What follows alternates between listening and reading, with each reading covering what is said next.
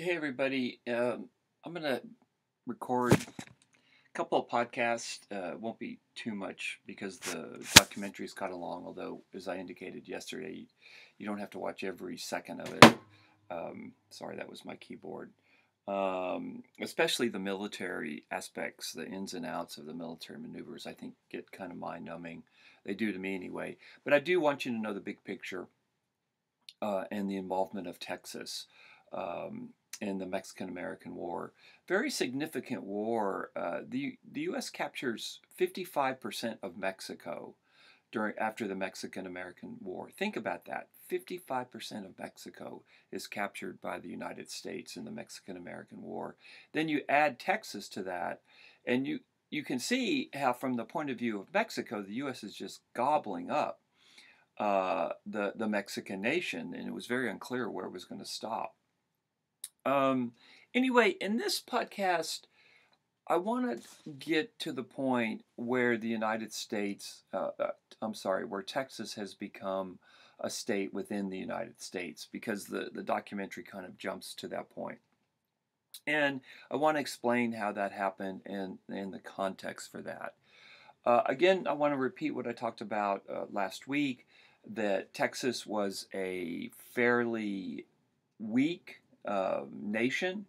A lot of Texans take a lot of pride in the fact that Texas was an independent nation, but it was very weak. It was in debt.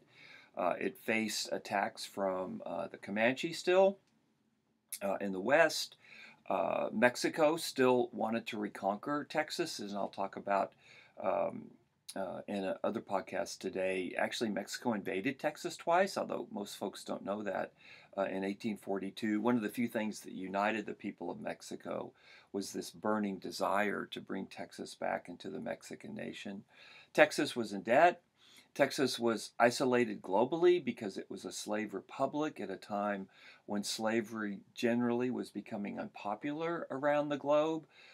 This was especially true when Great Britain ended slavery in the Caribbean in the 1830s, almost exactly the same time that Texas became an independent nation.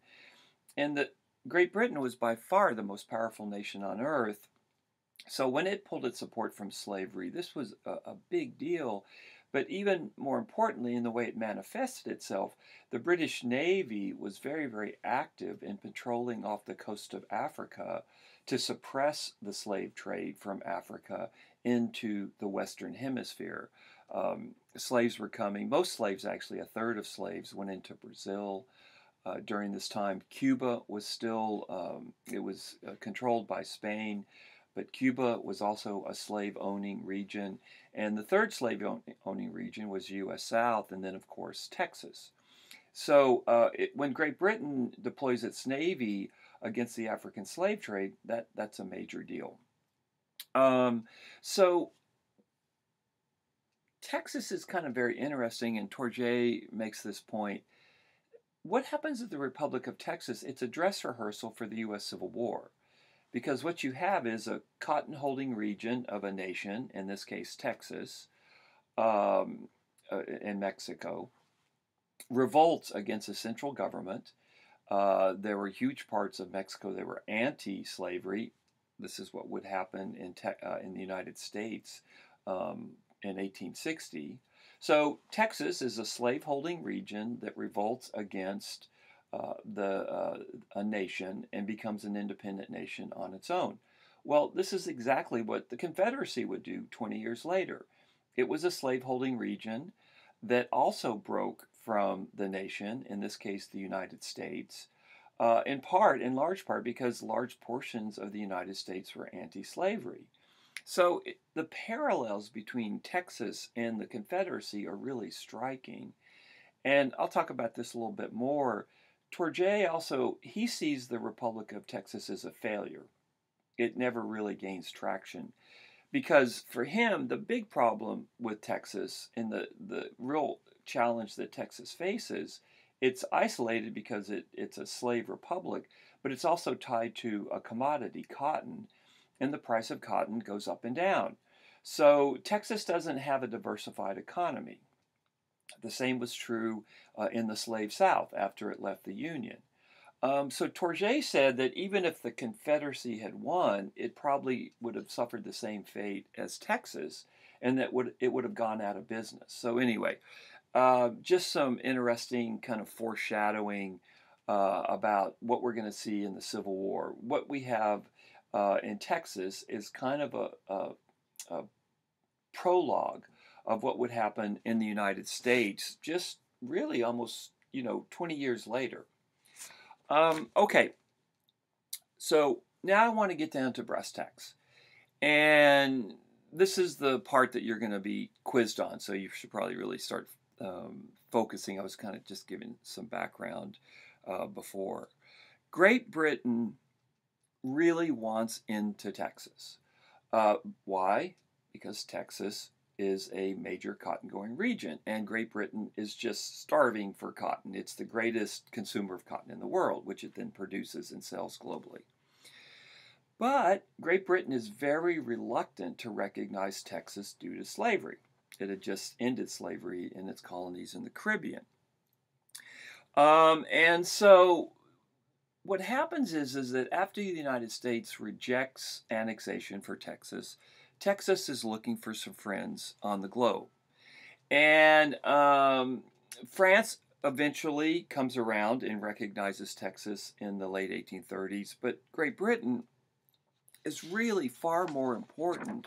The recognition of Great Britain is far more important than the recognition of France.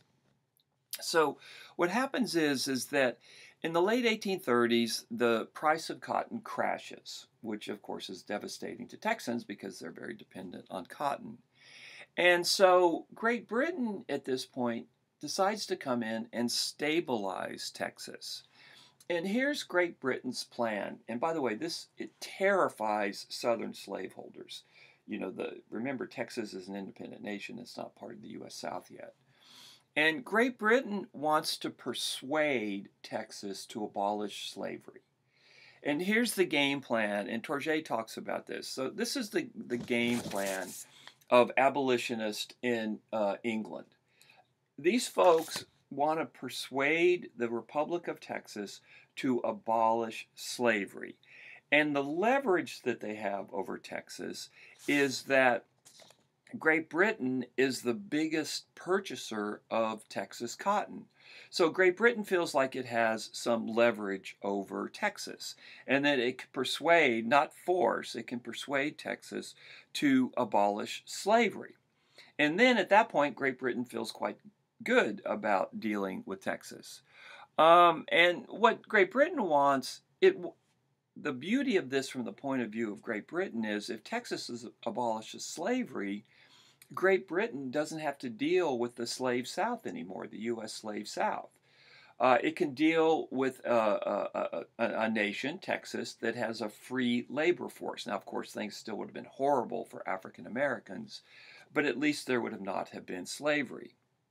Okay, this idea of Texas freeing its slaves terrifies Southern slaveholders. I have a little map. I'll try to remember to post it. But if you look at the map, you'll see that from the point of view of Southern slaveholders, if Texas is closed off to them, then they really don't have anywhere else to go in the continental United States. Now, they could go to Cuba, Central America, but that's a different story. But in North America, if Texas abolishes its slavery, what that does is that really hems in slavery in the U.S. South. And the idea of slavery being contained, that slavery couldn't grow in the South, especially if Texas abolished slavery, this was a terrifying notion to U.S. Slaveholders. And so they really start putting pressure on Washington to annex Texas, to bring Texas into the Union. And everybody knew that when Texas came into the Union, it would come in as a slave state. And so what Great Britain says to Texas is, hey, if you abolish slavery, we'll mediate with Mexico. We will go to Mexico City. We will persuade Mexico City to recognize you as an independent nation. We have a lot of leverage in Mexico, and we will persuade Mexico City to stop its desire to recapture you, and so that's one less thing you have to worry about. And so this is one of the bargains. This is one of the deals of working with us. We can mediate with Mexico City. So what happens is Great Britain is successful in one sense. It Before it agrees to recognize Texas as an independent nation, which it does in the early 1840s, Great Britain persuades Texas to end the African slave trade. Africans were captives from Africa were still coming directly from Africa to Texas up until the early 1840s, often via Havana. So Texas slaveholders do make one concession. They stop importing slaves directly from Africa, although they do this very reluctantly.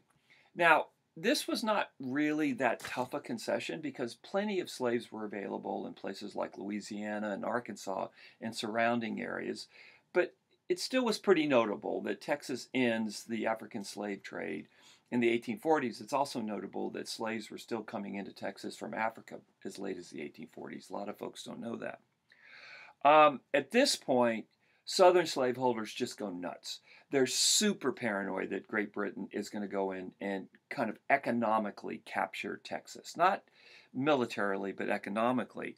And they really start banging the drum in Washington to annex Texas. And it becomes a big political fight. It is a major issue in the election of 1844. And the documentary talks about this. The president that is elected, is it 1844 or 1846? I can't remember now, so I don't test you on details. Anyway, the U.S. president that's elected is James K. Polk, and he promises that if he is elected, he is going to annex Texas. Now, in Texas, what happens is Sam Houston has become president. And Texas, if you've listened to my previous podcast, Texas had suffered these very embarrassing defeats in Santa Fe, and the Black Bean incident just shows their weakness. So Texans, once again, are looking to Washington. And then Southerners are able to persuade anti-slavery Northerners that Texas should come into the Union because Northerners don't want Great Britain to have too much say in Texas as well for their own reasons. There's a lot of distrust of Great Britain. So what happens is by 1845, Polk is elected president. It becomes clear that Texas is going to be part of the United States because a pro-annexation president has been elected. So Congress, there's a lot of machinations here, but long story short, Congress votes to annex Texas into the Union, and Texas becomes a state in the United States. Now, this sets up the war with Mexico because Mexico's furious that the United States had annexed Texas. And then the focus becomes what's the southern border of Texas, the Nueces or the Rio Grande. And this is what the Mexican-American War is going to be fought about, and that's what the documentary is about. So that kind of sets up the background of the documentary that you're watching for this week.